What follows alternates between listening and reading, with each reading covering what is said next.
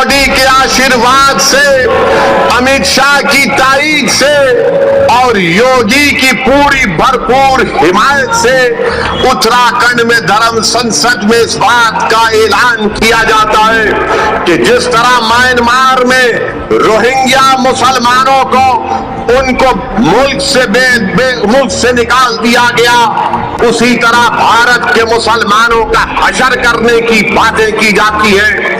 कहा जाता है कि 20 लाख मुसलमानों का कत्ल कर दिया जाए, मगर आपको जानकर हैरत नहीं होगी, आपको ताज्जुब भी नहीं होगा कि जब मुसलमानों को कत्ल आम की दावत दी जाती है, मुसलमानों को बर्बाद करने की बातें की जाती हैं, तो किसी एक को भी उत्तराखंड की हुकूमत ऐसी बुज़दिल और मुखन्निस हुकूमत है कि इन धर्म संसद में इस तरह की नफरत की बातें करने वालों के खिलाफ एक को भी गिरफ्तार नहीं किया जाता।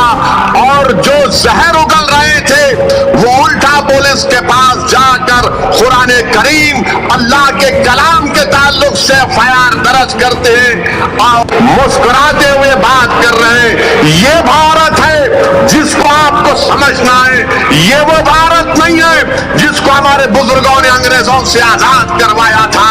ये जो मौजूदा भारत है ये वो भारत नहीं है जिसको सन 57 की जंग आजादी में हमारे बुजुर्गों ने अपने खून से सरजमीन को लाल किया था।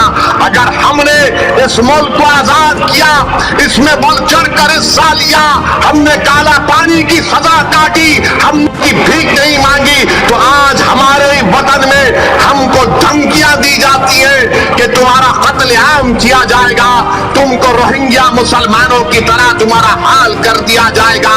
अरे कौन सी जमहूरियत की तुम बात कर रहे हो? कौन से संविधान की मोहब्बत में तुम काम कर रहे हो कि एक को भी गिरफ्तार नहीं करते, एक को भी गिरफ्तार नहीं करते? बताओ नरेंद्र मोदी, बताओ अमित शाह, बताओ उत्तराखंड की बीजेपी की सरकार, आज तुम्हारी नाक के नीचे खड़े होकर भारत की सबसे बड़ी अक़लियत मुसलमानों से इस तरह की धमकियां दी जा रही है और कोई हुकूमत कोई बात नहीं करती। बोलो अमित शाह तुम देश के होम मिनिस्टर हो, बोलो नरेंद्र मोदी तुम देश के प्रधानमंत्री हो, तुम क्या मुसलमानों के प्रधानमंत्री नहीं हो? बताओ नरेंद्र मोदी, बताओ अमित शाह क्या तुम होम मिनिस्टर नहीं हो मुसलमानों के? बताओ कांग्रेसियों क्या तुम मुसलमानों की हिफाजत का जिम्मा नहीं लिए संविधान के तहत? कोई नहीं बोलेगा, मगर जब इलेक्शन आएगा उत्तर प्रदेश का तो एक मुसलमान से डर दिखाएगा, एक बीजेपी का डर दिखाकर मुसलमानों को बेवकूफ बनाकर वोट हासिल करेंगे। नरेंद्र मोदी की जबान से आप कभी नहीं सुनेंगे कि आरएसएस ने इस मुल्क की आजादी के लिए अपना खून या पसीना बहाया। नरेंद्र मोदी बात करेंगे औरंगजेब की, नरेंद्र मोदी बात करेंगे शिवाजी की, नरेंद्र मोदी कभी बात करो सन 57 की जंग आजादी में। बताओ ये लोग आज जो नफरत फैला रहे हैं इनका क्या रोल रहा? इनका कोई रोल नहीं रहा। बात करते हैं तो जिना की बात करते हैं। अरे इसी सरजमीन से हमने टू नेशन थियरी को रिजेक्ट किया, मुस्तरद किया। हमने इंडियन नेशनलिज्म और कॉम्पोजिट कल्चर की बात की थी। अगर आज हम यहाँ पर सहारनपुर में है, देवबंद में है, गंगों में है, तो वो जिना के पैगाम को ठुकराने की सबसे बड़ी जीती जागती मिसाल है। मगर इनको सिर्फ जिना याद आता है। आरएसएस वालों, तुम क्या एक मिसाल पेश कर सकते हो कि मुल्क की जंग आजादी में तुम्हारे कौन से लोगों ने अंग्रेजों के खिलाफ आजादी में हिस्सा लिया? क्या तुम्हारे किसी एक लीडर का तुम नाम बता दो? अरे तुम तो अंग्रेजों से मिले हुए थे। तुम्हारे उस वक्त के सर संचालक ने कहा था, तुम्हारे उस वक्त के सर संचालक ने कहा था कि आजादी की लड़ाई में हिस्सा मत लो। नाम लो मैं उनका। मेरे अजीज दोस्तों और बुजुर्गों, आज आरएसएस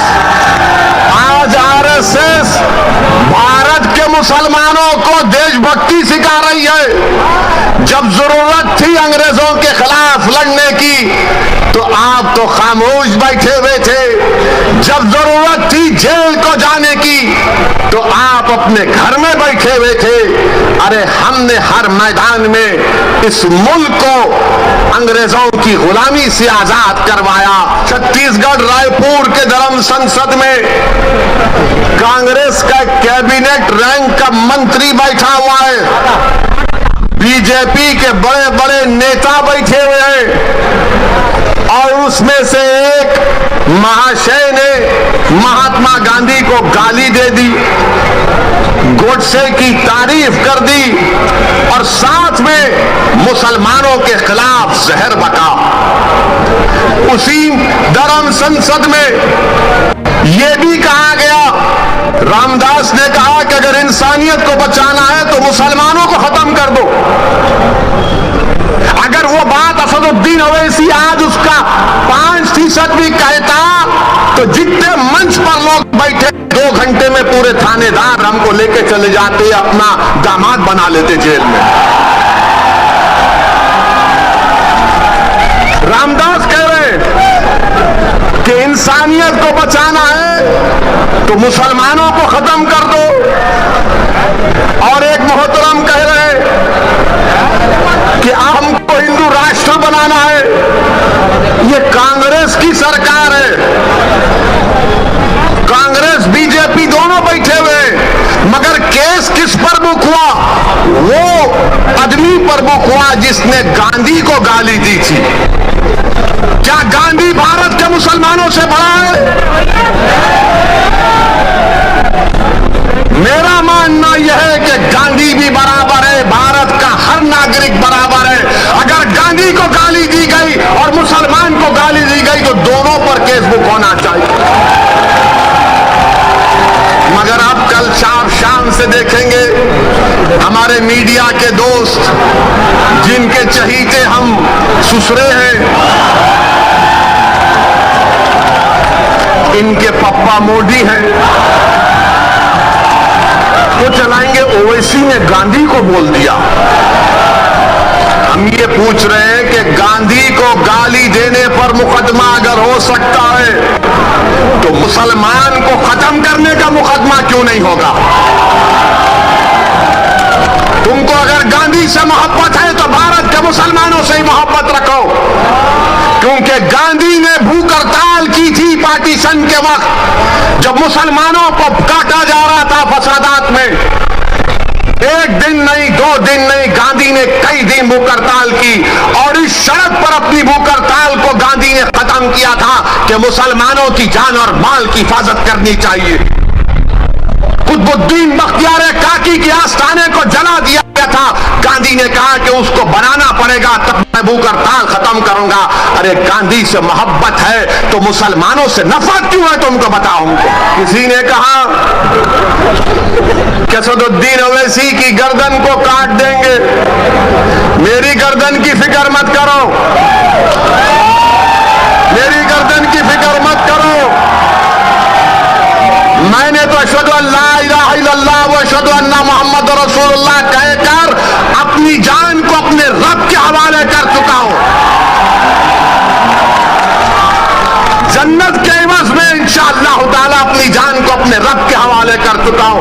वो मुझे खून के लुत्फे से बनाया है, जब वक्त आएगा चले जाएंगे। कोई नहीं टिकेगा इस दुनिया में, कोई नहीं टिकेगा। बड़े बड़े वजीर आजम आए, सबको जाना पड़ा, कितने प्रधानमंत्री आए, सबको जाना पड़ा, मैं भी जाऊंगा। तुम अपनी फिक्र करो, तुम अपनी फिक्र करो कि मेरी गर्दन काटेंगे। गर्दन काटने से क्या हक की आवाज दब जाएगी? क्या गर्दन काटने से सच्चाई छुप जाएगी? क्या गर्दन काटने से जालिम के खिलाफ आप लोग नहीं लड़ेंगे? क्या गर्दन काटने से आप मजलूमों का साथ नहीं देंगे?